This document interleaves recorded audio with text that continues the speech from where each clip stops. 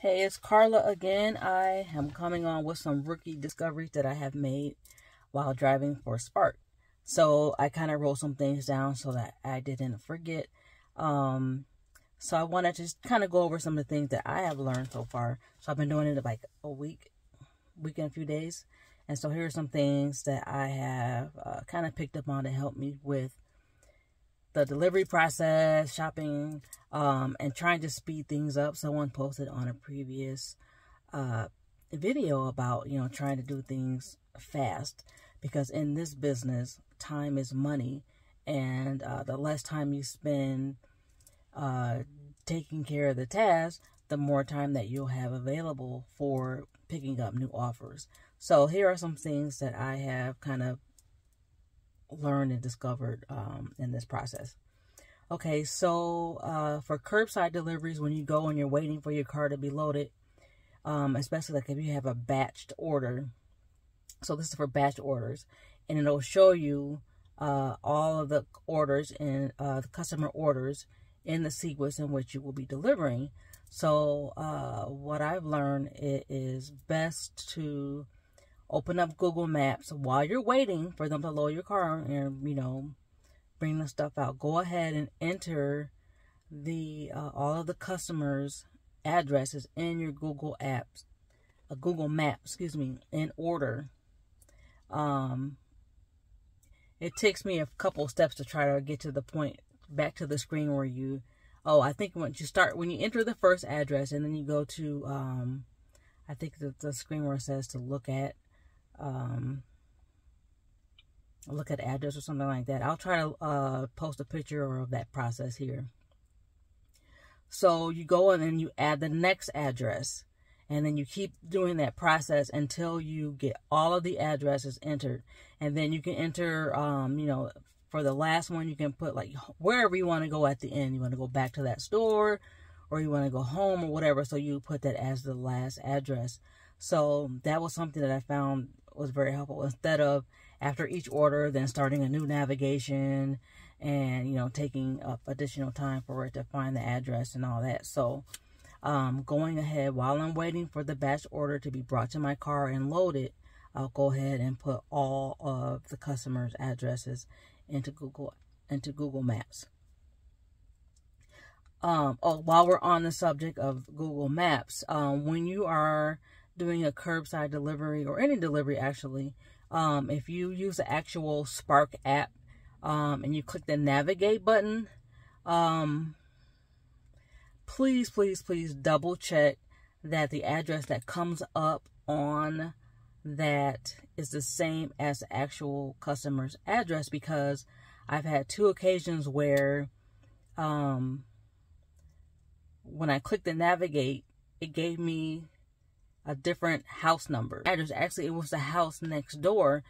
So I'm sitting there unloading stuff, and this guy comes out and he's like, I appreciate it, but I didn't order anything. And so I just, checked to see if this was the name. He's like, no, this is next door. So I had to move the things over to the next house.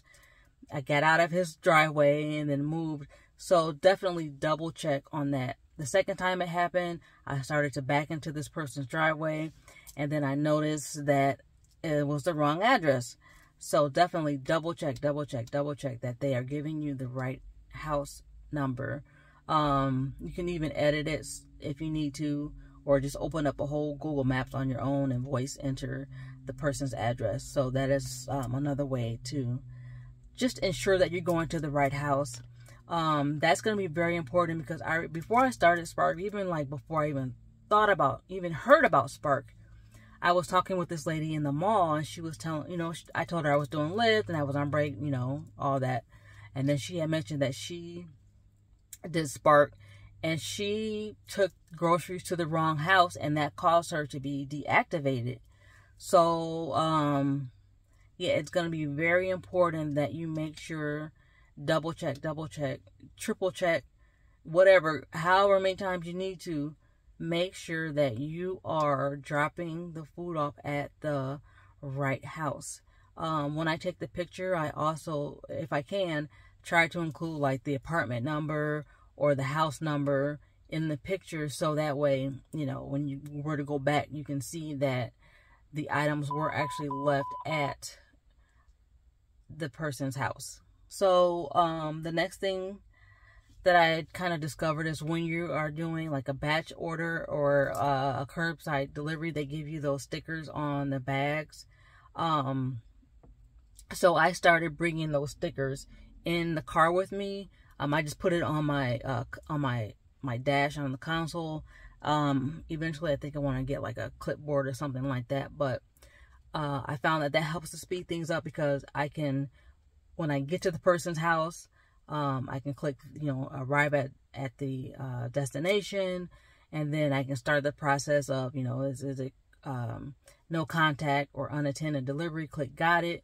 And then when I get to the part where you scan it or confirmation, I can do that while I'm still sitting in my car. So like if it's raining outside, or if it's, I haven't been out yet when it's cold, but I can imagine this would be helpful. But when it's cold outside, you know, I can do all of that from the comforts of my car.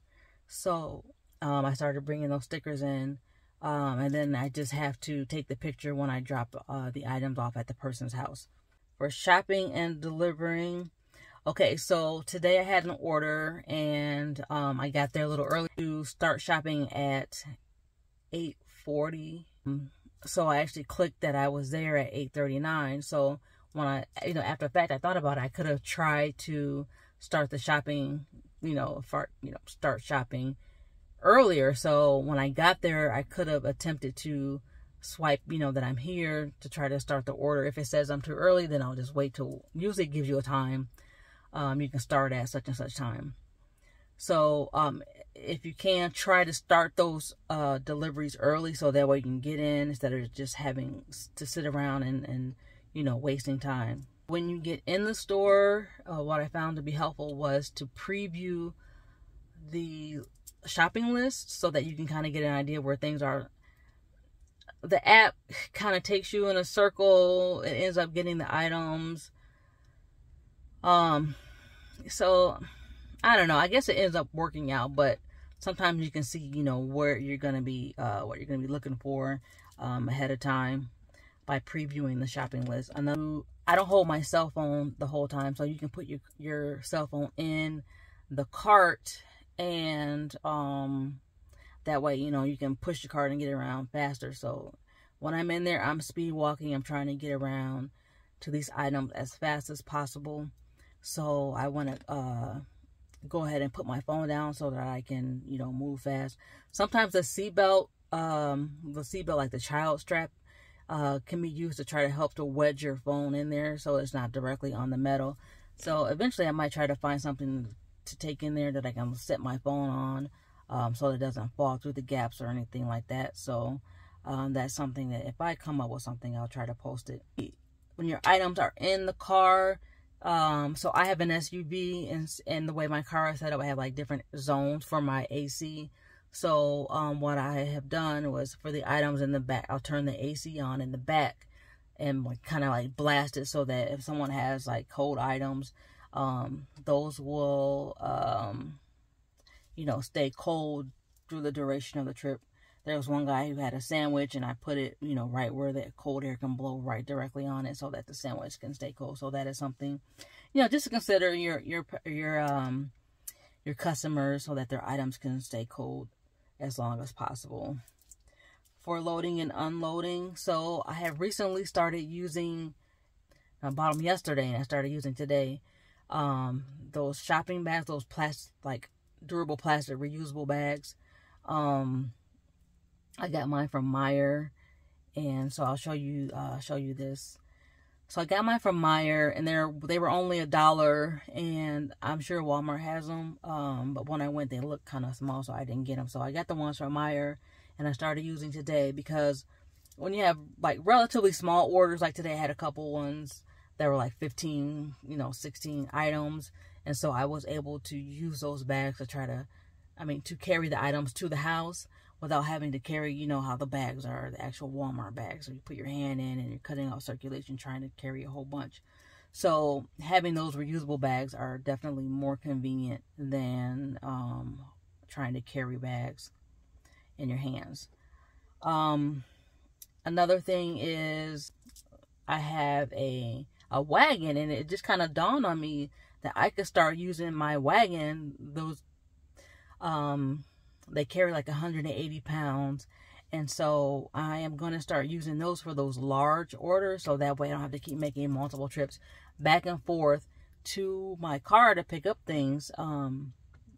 So like the other day, so earlier this week, the day after having one of those days where I had a lot of orders, I was exhausted. I mean, it was so hard for me to get up when I wanted to. I wanted to get up at 7 o'clock, and I was so exhausted.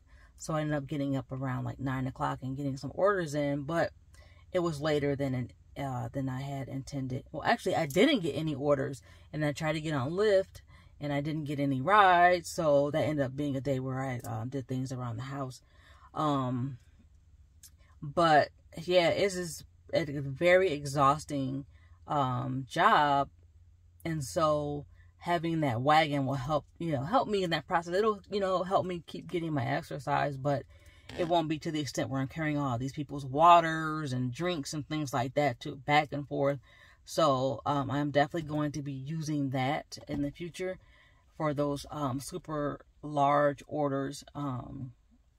So if you have something like that, maybe you might want to consider using that. I did have one of those, like a small foldable hand truck, and I didn't use it, but I'm thinking like how functional would that be? I had a couple of clothes baskets that I used, and they were good for the couple of days, the day that I used it. But I ended up taking those back because they were just too flimsy, and I could just see them tearing in the future, and it was just going to be anything sustainable. So I think the reusable bags and the Wagon is going to be kind of like my clutch as far as taking the groceries to people's homes.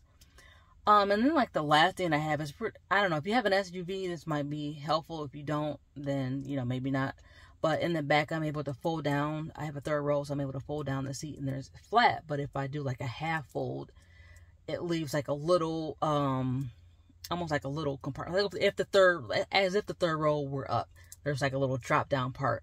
So I found that having small orders that I can put in that little drop down instead of having the flat area helps to keep the items from rolling around in the car.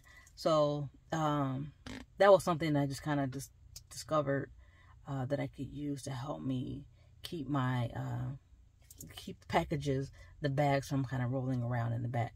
So yeah, so those were pretty much the little hacks that I came up with or discovered along the way this past week and a half to try to help make things easier and faster for me. So if you have any of your own tips, some of the veterans in the game probably already know these things, but for somebody new, I didn't, nobody told me these things. So I'm sharing this with you. So if you, want to try these things, or if you have your own tips, definitely share it in the comments below to help me out and to help anybody else who's watching to learn some more tips to try to help them with their packages and getting things to the homes efficiently and fast so they can get their next order and, keep the money rolling.